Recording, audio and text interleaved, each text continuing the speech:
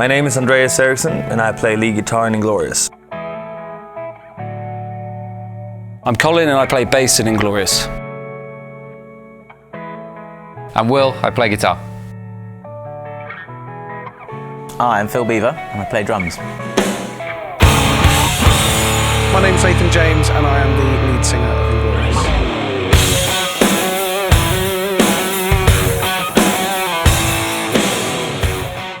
I love the opening track, which is I Don't Need Your Lovin'. It lures you into a false sense of security and then it hits you with a big fat riff, and that's kind of what we're all about.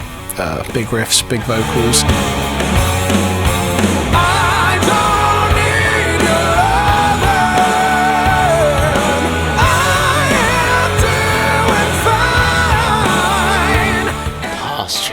Bastard, what a place. What a place. We were last here 17 years ago. The thing I love most about Park Street Studios, apart from the amazing gear and everything, it's been the staff, great people. So 17 years ago, we were in this exact room.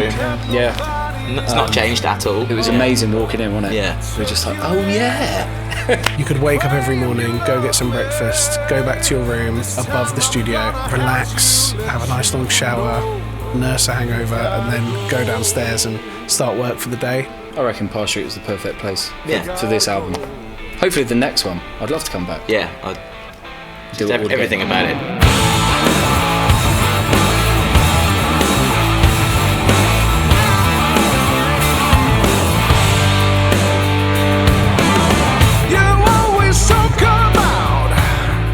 Liverpool itself has changed a lot, especially around here. I really enjoyed being up in Liverpool. Liverpool has been amazing. It's very cultural. You've got the docks down the road. See all the sights and do all the Beatles stuff. Lots of bands come from here.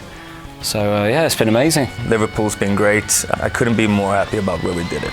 Favorite song on this album, Taking the Blame. It reminds me of how I used to play when I was like 18. It's got that kind of swagger, Solo with attitude that really fits the song. bluesy rock energy.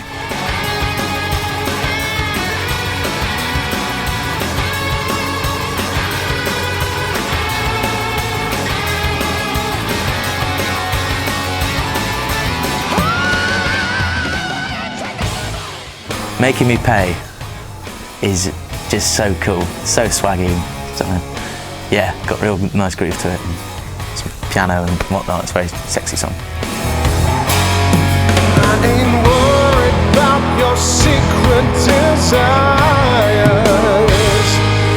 So we wrote the whole album in Somerset at Phil's family's house. All of us down there in my bedroom, acoustic guitars out, just bouncing ideas off each other. Yeah, very quick. We got to write with Andreas. We didn't have that in the first time round. He joined the band 2 weeks before we recorded. He's written some real great riffs. I mean, he's a great writer. He comes up with amazing riffs. We had a lot of fun and drank a lot of cider and wrote a lot of songs. I think we wrote 30 songs. Very proud of the songs that we've written together.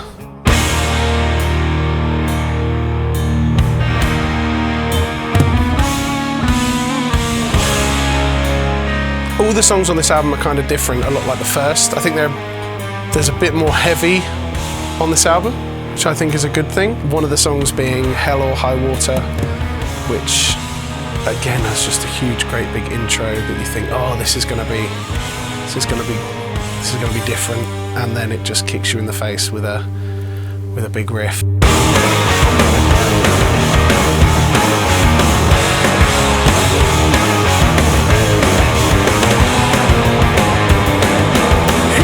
Yeah, I love it. Yeah, it's been a 2-week party, really. I need to go on a detox, actually. Had a lot of fun and met some really cool people. Yeah, we like to relax, don't we? With a few Yeah, beers. you've got to relax. It's important. Yeah. Start the next day with a really fresh head, you know?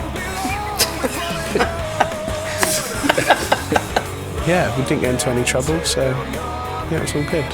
Phil had his wallet stolen by a drug dealer, but that was about it, I think. It's suicide. I don't wanna be anymore. Come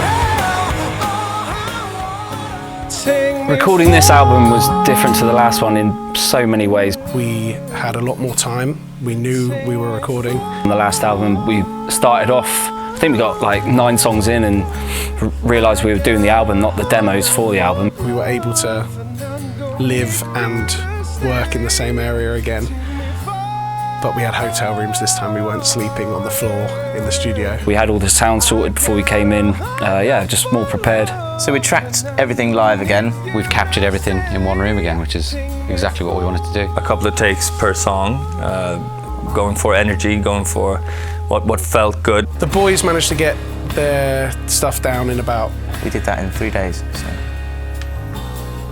You stand in front of me, breathes light into my day. One of the songs I really like on this album is a song called Far Away, which is near the end of the album. And I wrote it for someone in my family who hasn't been very well. And it means a lot when I sing it, and I really enjoyed singing it on the album. And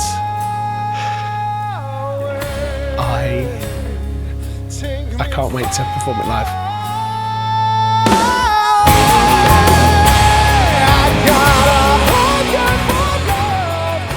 I'm Tony, and I've been engineering the album.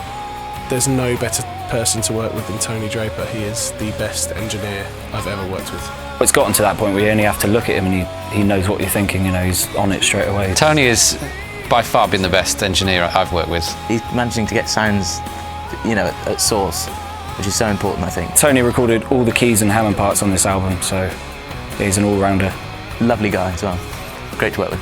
It is difficult as an engineer as soon as you step onto this side of the glass, because part of my value as an engineer to the band is being objective. Really assess both the performance and the sound quality. And as soon as you step into here, you're subjective and you're involved. It's been great to play on the tunes because I'm a huge fan. I'm a massive fan of the band. That's something that's happened to me over the last 2 weeks. I've become a huge, huge fan of the band. As soon as we started recording this album, I knew I wanted Kevin Shirley to mix it. I couldn't believe it when I heard that he was doing I it. didn't know if he'd say yes, but I knew that's what I wanted. He is, without doubt, the best for this kind of stuff. That's the dream, is to send it to somebody with his kind of credentials to sort of put his thing on it. He mixed my favourite Mr. Big album called What If. He's worked with such big names, legends. He mixed some of my favourite albums, and more recently the Black Country Communion albums. Obviously Iron Maiden. Glenn Hughes is my biggest hero, and I was listening to a lot of that stuff this year. So yeah, it's just amazing to think that he's going to be mixing it and putting his stamp on it as well. I like his attitude. He's got a very straightforward, kind of no bullshit kind of attitude, which I love.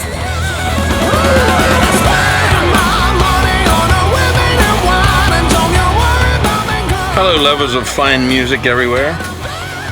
I'm the delicately monikered caveman in my cave, and I'm mixing this band called Inglorious that are actually glorious. Amazing singer, amazing band, and the best English band I've heard, well, I could say since the Darkness, but I really meant Led Zeppelin. They're really good.